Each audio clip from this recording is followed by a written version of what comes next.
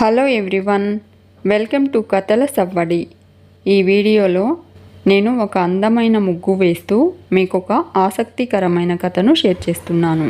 Bank manager ప్రేరణ సిద్ధార్థులకు loan ఇవ్వడం కుదరదు అని చెప్పడంతో ప్రేరణ సిద్ధార్థ్ వెళ్ళిపోతూ ఉంటారు.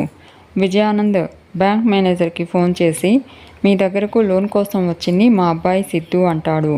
వాడికి మీరు లోన్ శాంక్షన్ చేయమని రికమెండ్ చేస్తున్నాను, ష్యూరిటీ కూడా నేనే ఇస్తాను అంటాడు.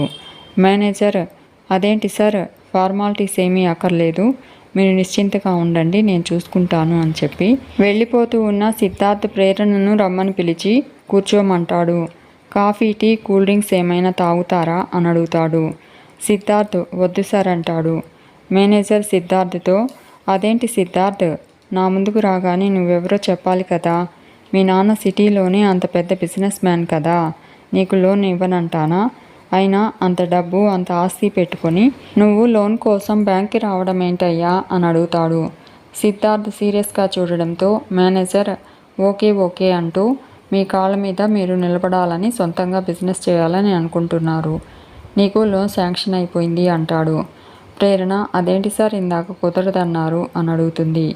మేనేజర్ ఇందాక వీళ్ళ నాన్న ఫోన్ చేసి చెప్పారమ్మా, నేను కాదనగలనా, రేపొచ్చి జస్ట్ 2 సంతకాలు పెట్టండి, లోన్ తీసుకెళ్ళిపోండి అంటాడు. సిద్ధార్థ్ అవసరం లేదంటూ పైకి లేస్తాడు. మేనేజర్ అదేంటి బాబు అని అడుగుతాడు. సిద్ధార్థ్ ఇందాక లోన్ ఇవ్వడం కుదరదన్నారు, ఇప్పుడు రికమెండేషన్ వచ్చిందని లోన్ శాంక్షన్ అయిందంటున్నారు, కడుపుకి అన్నం తింటున్నావా అంటూ కోపడతాడు. మేనేజర్ అది కాదయ్యా మీ నాన్న అంటూ ఉంటే సిద్ధార్థ్ మాట్లాడకండి, ఇంకొక మాట మాట్లాడితే ఏం చేస్తానో నాకే తెలీదు, ఒక రికమెండేషన్తో వచ్చే లోన్ నాకు అవసరం లేదు అంటాడు. మేనేజర్ నా మీద అరవడం కాదయ్యా, ఇలాంటి వాటికి రికమెండేషన్ అయినా ఉండాలి, లేదా ష్యూరిటీ అయినా ఉండాలి, లేదంటే లోన్ ఎలా ఇస్తారు అని అడుగుతాడు.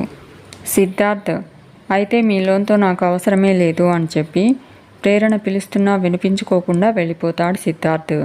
ప్రేరణ మేనేజర్కి సారీ చెప్పి వెళ్ళిపోతుంది. ఇక ఇందిర రాజశేఖర్కి టాబ్లెట్స్ లేకపోవడంతో ఈశ్వరికి చెప్తుంది. ఈశ్వరి ముందే చూసుకోవాలి కదా, ఈ పూటకి టాబ్లెట్స్ ఎలా చెప్పు అంటుంది. ఇందిర పొరపాటైందమ్మా, నేను గమనించలేదు అంటుంది. ఈశ్వరి కాస్త జాగ్రత్తగా ఉండు, నేను తెప్పిస్తానులే వెళ్ళు అంటుంది. ఇందిర కొంచెం త్వరగా తెప్పించండమ్మా అని చెప్పి వెళ్ళబోతూ ఉంటే ఈశ్వరి నువ్వేంటి అంత ఇదైపోతున్నావు అని అడుగుతుంది. ఇందిర ఒక పూట టాబ్లెట్ వేయకపోతే మంచిది కాదు కదా అని అంటుంది. ఈశ్వరి సర్లే తెప్పిస్తానులే వెళ్ళు అంటుంది. గణేష్ బయటకు వెళ్ళడం చూసి ఈశ్వరి గణేష్తో టాబ్లెట్స్ అయిపోయాయంట, నువ్వు తీసుకురా, లేదంటే ఎవరితో అయినా పంపించు అంటుంది. గణేష్ అలాగే అని చెప్పి వెళ్ళిపోతాడు. ఇక ప్రేరణ సిద్ధార్థ దగ్గరకు వచ్చి చేసిందంతా చేసి ఇక్కడికి వచ్చి నిలబడ్డావేంటి, కాస్త అయినా వెనక ముందు ఆలోచించవా అంటూ కోపడుతుంది. సిద్ధార్థ్ నేనేం చేశాను అంటాడు. ప్రేరణ అతను బ్యాంక్ మేనేజర్ అనుకున్నావా, ప్యూన్ అనుకున్నావా, అతనితో మాట్లాడే పద్ధత అది, ఈ ఐడియా ఫామ్ చేయడానికి ఎంత కష్టపడ్డాము, బిజినెస్ చేయాలని, మన కష్టాలన్నీ తీరాలని ఎంతగా తప్పించాము, అది కూడా గుర్తు లేదా నీకు అని అడుగుతుంది. సిద్ధార్థ్ అక్కడేం జరిగిందో కళ్ళారా చూసి కూడా ఇలా ఎలా మాట్లాడుతున్నారు అంటాడు. ప్రేరణ అతను ముందు లోన్ ఇవ్వనన్నాడు, అది అతని ఇష్టం, వీలైతే కన్విన్స్ చేయాలి, కాళ్ళు పట్టుకోవాలి, లేదా మన టైం బాగాలేదనుకుని వెళ్ళిపోవాలి, అంతే తప్ప ఎవరి మీదో నీ ప్రతాపం చూపిస్తే ఏంటి అర్థం అని అడుగుతుంది. సిద్ధార్థ్ వాడు మనకన్నా మన ఐడియా కన్నా రికమెండేషన్ గొప్పదంటున్నాడు, అప్పటిదాకా లోన్ రాదన్నవాడు ఇప్పుడు రికమెండేషన్ చేయగానే మర్యాదతో పాటు లోన్ ఇస్తా అంటున్నాడు అని అంటూ ఉంటే ప్రేరణ ఎవరో ఏంటి ఎవరో, రికమెండేషన్ చేసింది మీ నాన్నే అంట కదా, కొడుక్కి సహాయం చేయాలనుకున్నది ఒక తండ్రే కదా, ఆయన రికమెండ్ చేస్తే నీ ప్రాబ్లం ఏంటి, నీకు వచ్చిన నష్టం ఏంటి అని అడుగుతుంది. సిద్ధార్థ్ ఏది నష్టమో ఏది లాభమో మీరు చెప్పాల్సిన అవసరం లేదు, తెలిసి తెలియకుండా మాట్లాడకండి అంటాడు. ప్రేరణ అర్థమైంది, నీకు ఒంటి నిండా ఈగో, పైసాకు పనికిరాని పొగరు, అందుకే కన్న తండ్రి సాయం చేస్తాను అంటే వద్దంటున్నావు అని అంటూ ఉంటే సిద్ధార్థ్ నాది ఈగో కాదు అంటాడు. ప్రేరణ ఆత్మాభిమానం అని మాత్రం చెప్పకు అంటుంది. ఆ మాట చెప్పే అర్హతే లేదు నీకు అంటుంది. ఇన్నాళ్ళు కలిసి నీతో ట్రావెల్ చేస్తున్నా నువ్వు పనికి రాకుండా ఎందుకు ఉండిపోయావా అని నాకు అర్థమయ్యేది కాదు, కానీ ఇప్పుడు అర్థమైంది. నీ పొగరుతో, నిర్లక్ష్యంతో ఫ్యామిలీకి దూరం అయ్యావు. నీ అహంతో, అజాగ్రత్తతో నీ లైఫే పాడు చేసుకుంటున్నావు. నీ ఆలోచనలో లోపముందో, పెంపకంలో లోపముందో తెలియదు, కానీ నీకు తల్లంటే విలువ లేదు, తండ్రంటే లెక్కలేదు. నీ తండ్రే నీ పుట్టుకకు కారణమన్న ధ్యాస లేదు, చేసే పని మీద రెస్పెక్ట్ లేదు. అందుకే నువ్విలా మిగిలిపోయావు. ఇప్పటికైనా నీ బిహేవియర్ మార్చుకో. నీ గురించి తప్పించే వాళ్లకు గౌరవం ఇవ్వడం నేర్చుకో. అప్పుడు నువ్వు బాగుపడతావు అంటుంది. సిద్ధార్థ్ ఆపుతారా అంటాడు. అసలు నా గురించి ఏం తెలుసని నన్ను జడ్జ్ చేస్తున్నారు అని అడుగుతాడు. ప్రేరణ ఇంకా ఏం తెలియాలి, కళ్ళారా చూశాను కదా అంటుంది. సిద్ధార్థ్ కళ్ళతో చూసిందంతా నిజం కాదు, కనిపించనిదంతా అబద్ధం కాదు అంటాడు. మనిషి గురించి తెలియకుండా సర్టిఫికేట్లు జారీ చేయడం సంస్కారం కాదు, అది గుర్తుంచుకోండి అని చెప్పి వెళ్ళిపోతాడు సిద్ధార్థ్. ఇక ఇందిర రాజశేఖరంకి టాబ్లెట్స్ ఇచ్చేందుకు టాబ్లెట్స్ తీసుకుంటూ ఉంటుంది.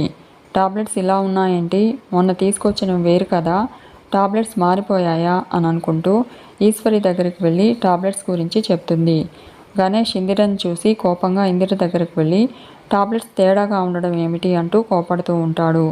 ఇందిర చెప్పబోతూ ఉంటే నోరు ముయ్యి అంటాడు. నువ్వు డాక్టర్వా లేదంటే నువ్వేమైనా చదువుకున్నావా అని అడుగుతాడు.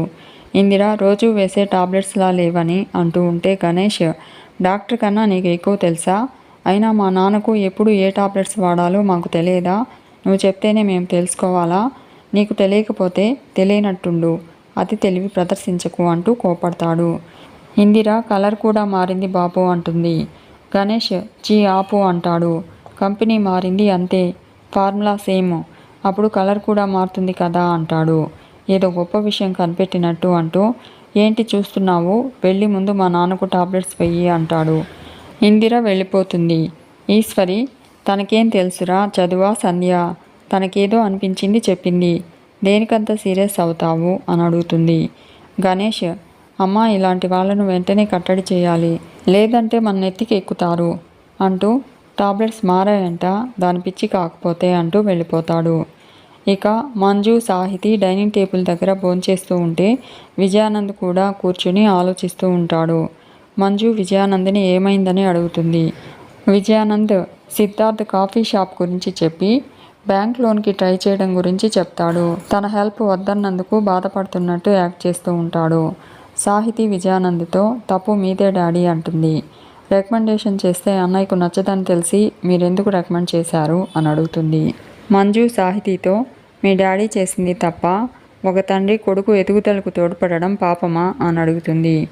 సాహితి అన్నయ్యకి ఇష్టం లేదని చెప్తున్నా డాడీ ఇలా రికమెండేషన్ చేయడం తప్పే అనిపిస్తుంది అంటుంది. మంజు అన్న వాళ్లకు బిడ్డలకు మధ్య తప్పొప్పులుండవు, ఆదుకోవడమే ఉంటుంది, అది అర్థం చేసుకోకుండా మీ డాడీ సహాయం చేస్తాను అంటే వద్దనడం మూర్ఖత్వం కాదా అని అడుగుతుంది. సాహితి సరే అమ్మా, నువ్వు చెప్పిందే రైట్ అనుకుందాం, డాడీ హెల్ప్ చేస్తే అన్నయ్య కాదంటాడు, మరి నీకేమైందమ్మా, నువ్వే అన్నయ్యకు హెల్ప్ చేయొచ్చు కదా, నువ్వు సహాయం చేస్తే అన్నయ్య కాదంటాడని ఎప్పుడైనా ఆలోచించావా అని అడుగుతుంది. నువ్వు చిన్న పెన్నుని గిఫ్ట్గా ఇస్తేనే ఆనందపడి అపురూపంగా దాచుకున్నాడు, నువ్వు సాయం చేస్తానంటే కాదంటాడని నేను అనుకోవట్లేదు అంటుంది సాహితి. మంజు నా సాయం వాడు తీసుకుంటాడంటే రేపే వెళ్ళి డబ్బుతో వాడి ముందుంటాను అని చెప్పి వెళ్ళిపోతుంది. సాహితి విజయానంద్తో డాడీ మీ కోరిక తీరిపోయింది కదా, మీరు హ్యాపీయే కదా అంటూ సాహితి కూడా వెళ్ళిపోతుంది. విశ్వాస్ విజయానంద్ దగ్గరికి వెళ్ళి సార్ కాసిని నీళ్ళు తాగండి, గొంతెండిపోతుంది అంటాడు. విజయానంద్ ఏంట్రా ఇలా జరిగింది అని అడుగుతాడు.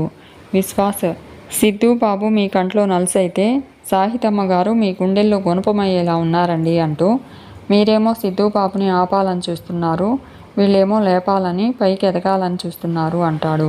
విజయానంద్కి మంచినీళ్ళిచ్చి తాగమని చెప్పి విశ్వాస్ వెళ్ళిపోతాడు. ఇక ప్రేరణ తను సిద్ధార్థ్ని తిట్టడం గుర్తు చేసుకుని సిద్ధార్థ్కి ఫోన్ చేస్తుంది. సిద్ధార్థ్ ప్రేరణ నంబర్ చూసి ఫోన్ పక్కన పెట్టేస్తాడు. ప్రేరణ మళ్ళీ ట్రై చేస్తూ ఉంటుంది. కుమార్ సిద్ధార్థ్ దగ్గరకు వెళ్ళి ఏరా అమ్మాయి అన్నిసార్లు ఫోన్ చేస్తూ ఉంటే ఎందుకురా లిఫ్ట్ చేయట్లేదు అని అడుగుతాడు. సిద్ధార్థ్ అవసరం లేదు అంటాడు. ప్రేరణ సిద్ధార్థ్కి మెసేజ్ చేసి సిద్ధార్థ్ రిప్లై కోసం వెయిట్ చేస్తూ ఉంటుంది. మీకు ఈ వీడియో నచ్చితే లైక్ చేయండి, షేర్ చేయండి, తప్పకుండా సబ్స్క్రైబ్ చేసుకోండి. Thanks for watching.